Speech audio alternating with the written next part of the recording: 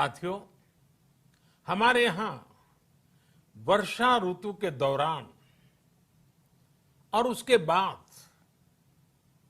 मुख्य तौर पर कृषि क्षेत्र में, एग्रीकल्चर सेक्टर में ही ज्यादा काम होता है।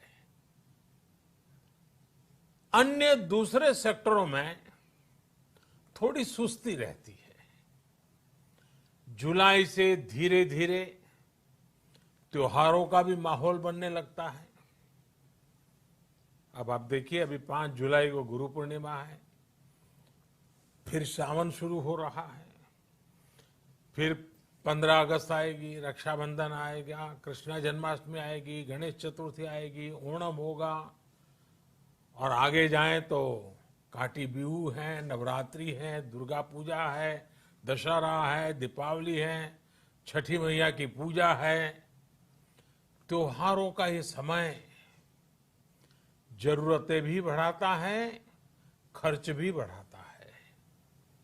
इन सभी बातों को ध्यान में रखते हुए ये फैसला लिया गया है कि प्रधानमंत्री गरीब कल्याण अन्न योजना का विस्तार अब दिवाली और छठ पूजा तक, यानी नवंबर महीने के आखिर तक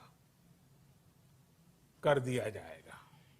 यानी 80 करोड़ लोगों को मुफ्त अनाज देने वाली ये योजना अब जुलाई, अगस्त, सितंबर, अक्टूबर, नवंबर में भी लागू रहेगी।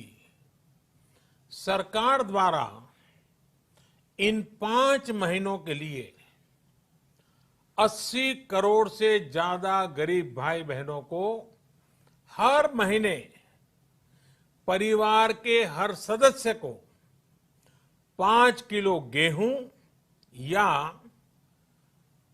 5 किलो चावल मुफ्त मुहैया कराया जाएगा। और साथ ही प्रत्येक परिवार को हर महीने 1 किलो चना भी मुफ्त दिया जाएगा। साथियों, प्रधानमंत्री गरीब कल्याण अन्न योजना के इस विस्तार में 90,000 करोड़ रुपए से ज्यादा खर्च होंगे। और अगर इसमें पिछले 3 महीने का खर्च भी जोड़ दें तो ये करीब करीब 1.5 लाख करोड़ रुपया हो जाता है। अब पूरे भारत के लिए हमने एक सपना देखा है। कई राज्यों ने तो बहुत अच्छा काम भी किया है। बाकी राज्यों पर भी हम आग्रह कर रहे हैं कि इसको काम को आगे बढ़ाएं। और काम क्या है? अब पूरे भारत के लिए एक राशन कार्ड की व्यवस्था भी हो रही है। यानी एक राष्ट्र, एक ration card, one nation, one ration card. इसका सबसे बड़ा लाभ उन गरीब साथियों को मिलेगा जो रोजगार या दूसरी आवश्यकताओं के लिए